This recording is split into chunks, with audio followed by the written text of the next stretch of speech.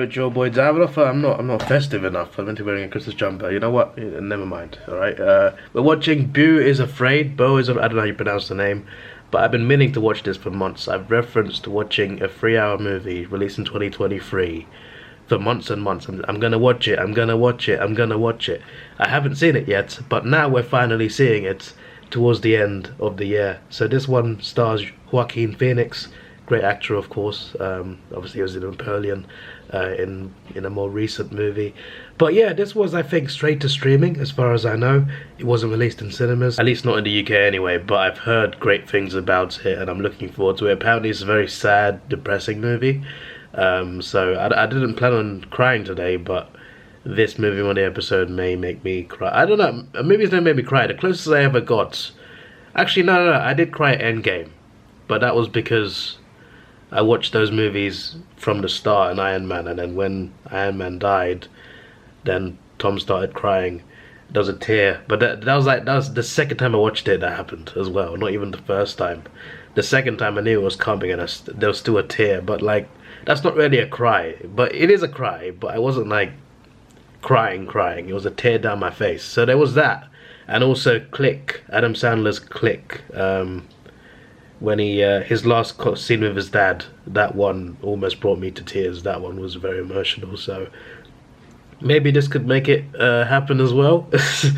But yeah, there's plenty of movies that may be emotional, just that I rarely ever actually cry at movies. So I don't know if I'll start crying at this, but the way people are describing it, I might. So we shall see. I heard it's good and I'm looking forward to it.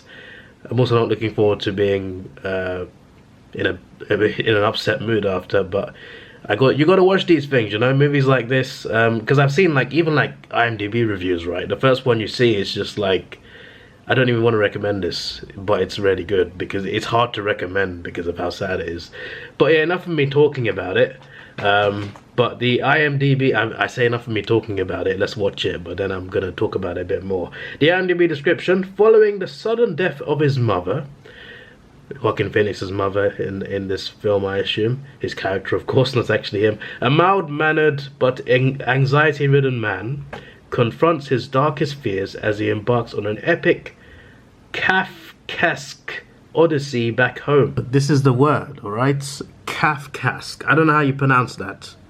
But yeah, it's got 6.8 in IMDb, and the meaning of whatever the word is, the camera doesn't focus unless you reset it. Characteristic or reminiscent of the oppressive or nightmarish qualities of Franz Kafka's fictional world. What? This is Franz Kafka. He was a German-speaking Bohemian novelist, short story writer based in Prague, who is widely regarded as one of the most major figures of 20th century literature. I feel like if I haven't read his stuff, I don't really get what Kafkas is, but I'll watch the movie. Maybe it'll explain to me there. But here is the tweet that really sold this movie for me. This is one of my favorite movie reviewers on YouTube, and in general, actually, all my favorite ones on YouTube, like Jeremy Jones, Sean Chandler. One of my favorite movie reviewers, who often makes YouTube videos about movies. He streams talking about movies. He does reviews, does all these other things.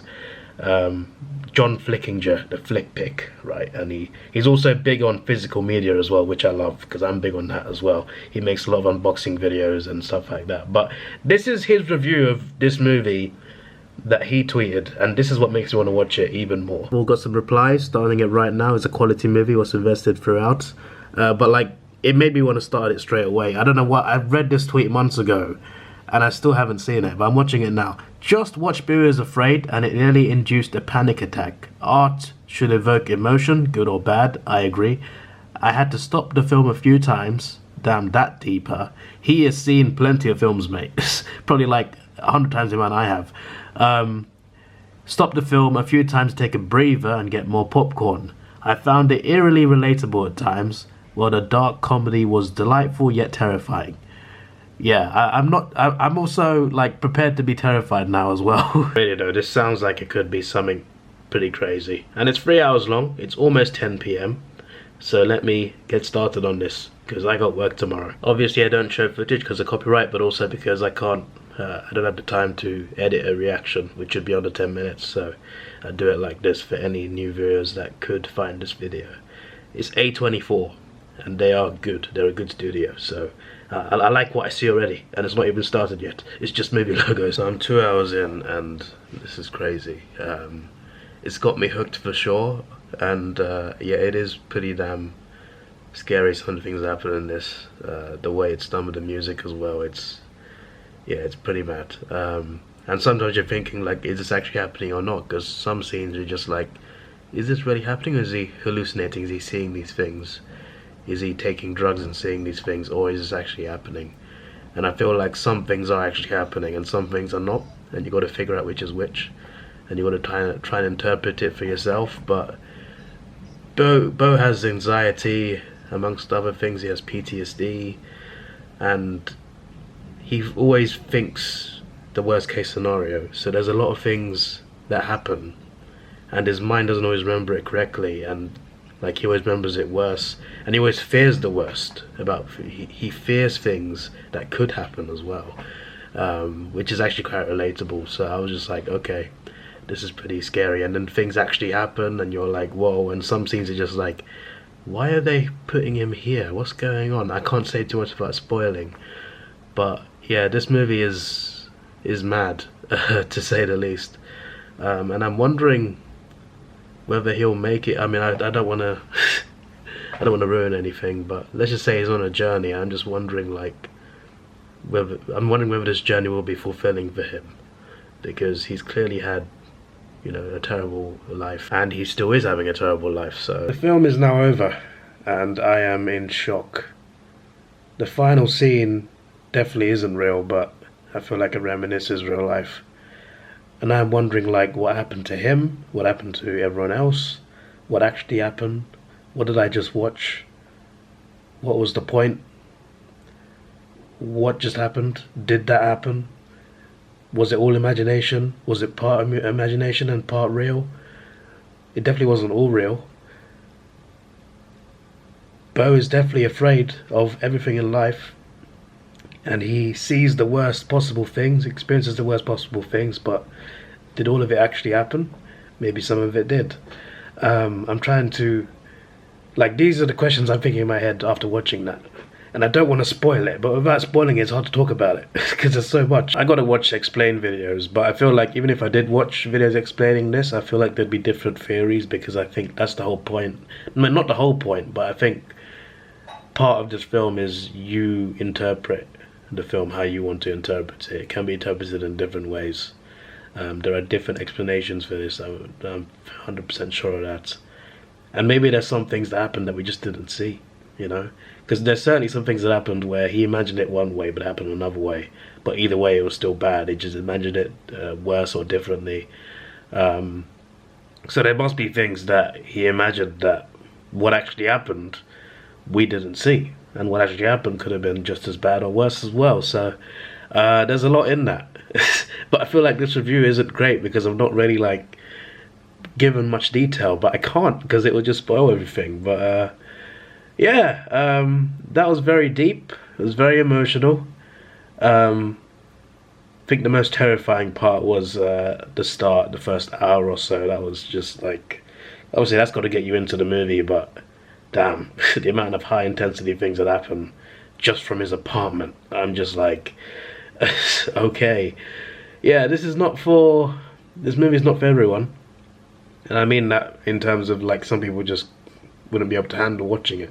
But it was worth watching. I waited all these months for something so depressing, but it is good storytelling, and I like what they did. The movie's, like, the credits are going, but, like, it ends, like, there's like a boat scene, and you're still sort of, like, seeing that scene, but it's like nothing's happening in that once the credits start rolling, but you're still seeing something.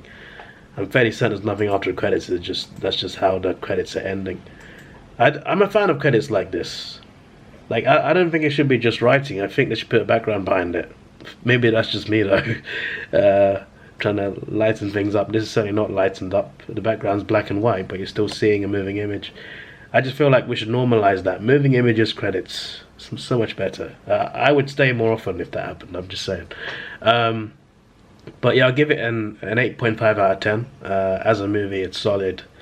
It's just that there's so many ways to interpret it, and it's certainly something that can be discussed. Like, you can make a whole podcast over theories on this film. There probably is a podcast out there about this film.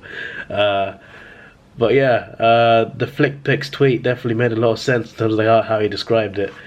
But yeah, that is all from me. I hope you enjoyed it, and for any Ultraman fans that are watching, I know that's the main thing on my channel, next week we're doing an Ultraman movie, and probably the week after as well. So I think those are the last 2 episodes of the year. I think so, because New Year's Day this year is on a Monday, so it'll come quicker than we think. But yeah, I look forward to sharing that with you, and hopefully there'll be some great movies in 2024 that I can review like this. This is your boy Davidoff. Please like, share, subscribe. Thanks for watching. Have a good day, and goodbye. Let's take it slow. Where you go, I go too. And if you hit the bottom, I'm going down with you. Let's take it slow. Who cares where we gotta be?